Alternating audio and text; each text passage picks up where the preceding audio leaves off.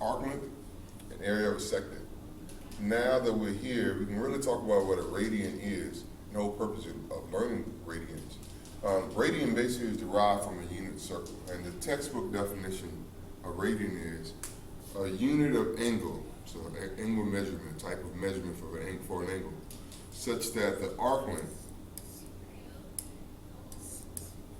of a circle centered at the origin is equal to the radius. So basically what that means is, if I look at the arc length right here, if that length is equal to this length, if both of these lengths are both equal to each other, we're looking at the angle that's forming that. And the angle that's forming that will be an angle like this, somewhere around there. So this is our arc length. And basically arc length is a piece of the circle. Maybe you learned that in math too. You learned about arc length a good bit, but that would be the arc length.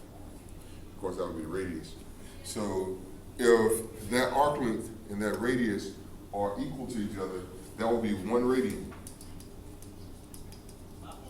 So basically to find out how many radians we have, or even find out what the angle has to be, if I thought about what is that as degrees, I want to figure out what the angle is. This angle right here is now 1 radian.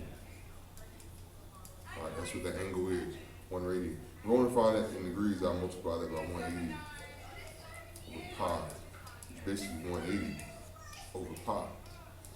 And this is about 57 degrees, roughly. So meaning that 1 radian is roughly 57 degrees. So that angle there is about 57 degrees. So the arc length formula is this, where this represents arc length.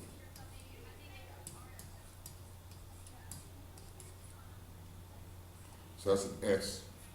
Of course, R would be radius.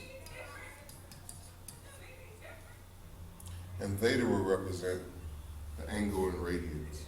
So that's our arc length formula. I want to find the length of an arc, and if we have it in radians, that's what I do. If it's not in radians, you should go and put it in radians and then use this formula.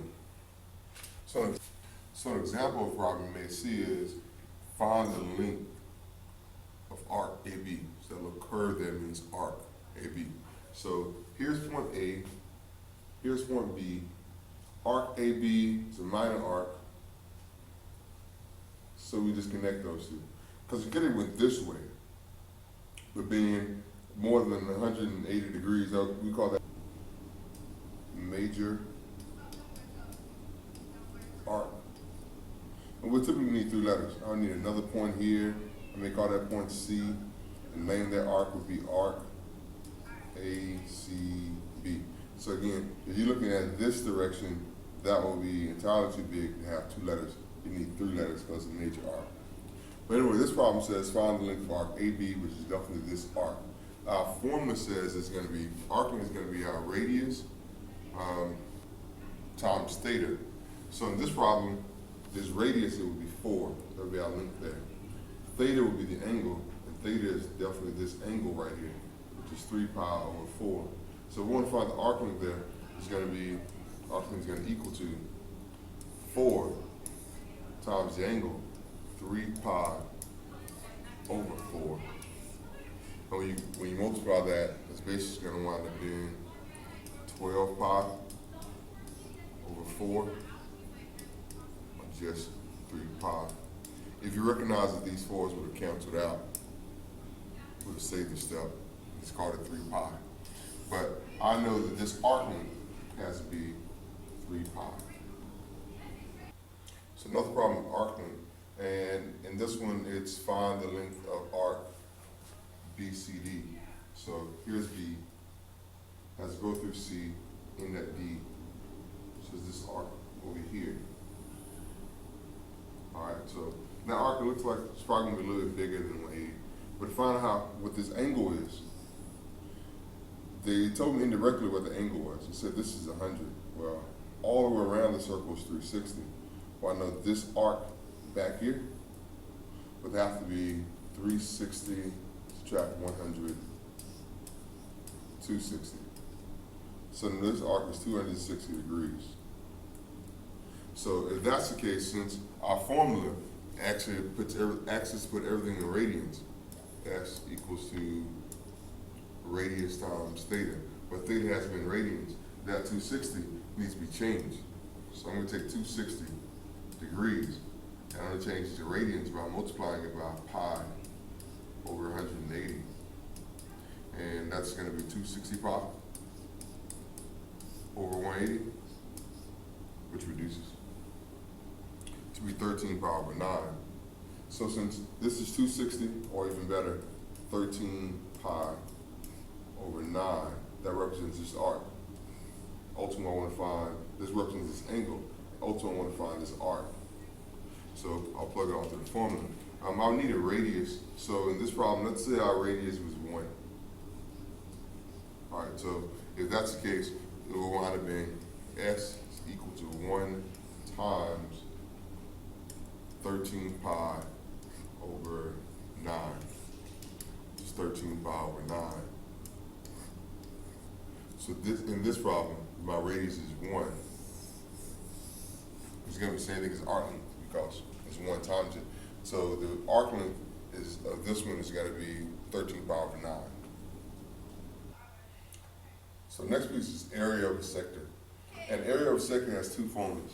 If I want to find an area of a sector and my angle is in radians, it would be pi over 2, or it would be theta over 2 times radius squared. So theta would be in radians divided by 2 times radius squared.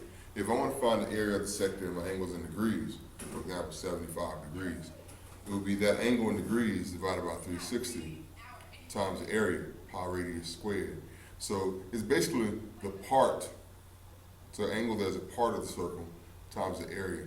And you guys did this in math too. You most likely use this formula in math too to find the area of a circle. Where in this class, we're going to focus a little bit more on this one, but this one is not wrong and it's not bad to use either.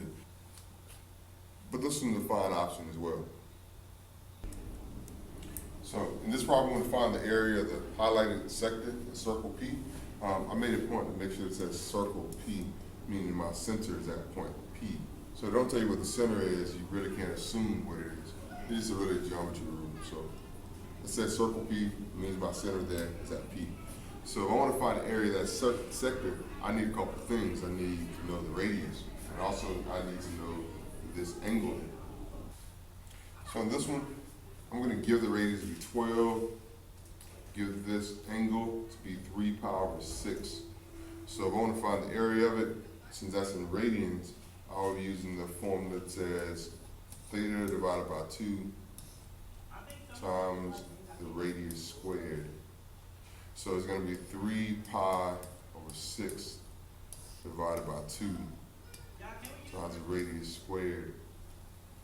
Since I know the radius, you should go call that 3 pi divided by 6 all over 2 times 12 squared. And 3 pi over 6, if you just know, you should multiply 3 pi over 6 by the reciprocal of 2. So it gives you 3 pi over 12 times 144. And you multiply those. Since we're running out of space to use this, so 3 pi over 12 times 144 is going to be 3 pi times 144 over 12, and that's really over 1. You multiply those right across. So basically, if I saw that that's both divisible by 12, I divide that. So 12 goes into 144 12 times, left 1 on the bottom. So it's really 3 times 12 times pi. So our answer is 36 pi. So the area of that sector, the radians, area of that piece is 36 pi.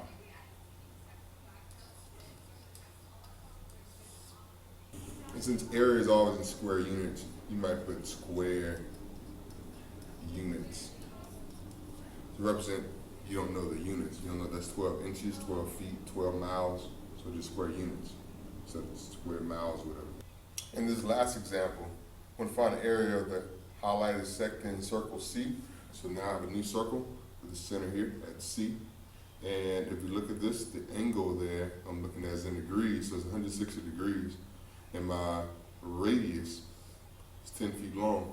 So if that's the case, I wouldn't use the last formula because it's in degrees now. So I'll use this formula, which you guys use in math too, which is basically going to be the angle part of the circle. All right, so that proportion of the circle is going to be 160 divided by 360. That gives you that piece of the circle times the area.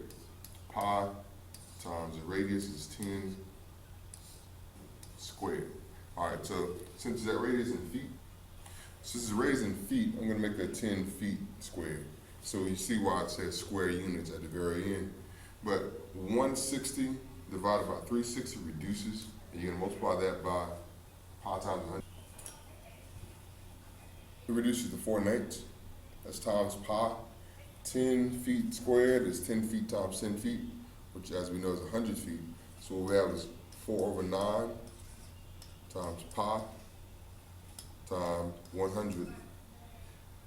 10 times 10 is 100 feet times feet. Well, what is a foot times a foot? Well, it's going to be a foot squared. So it's feet squared. So it's 4/9 times pi times 100 feet squared, which you simplify. So we multiply all these, because the ran out of space to put it over here. I'll put pi over 1, I'll put that over 1, multiply straight across, and I get 4 times pi times 100 feet squared over 9, which is going to be 400 pi feet squared over 9, and that didn't reduce any further. That's exactly what it is. And that's it. That's how you find area of sector, and that's how you find arc length, whether it's in radians and degrees.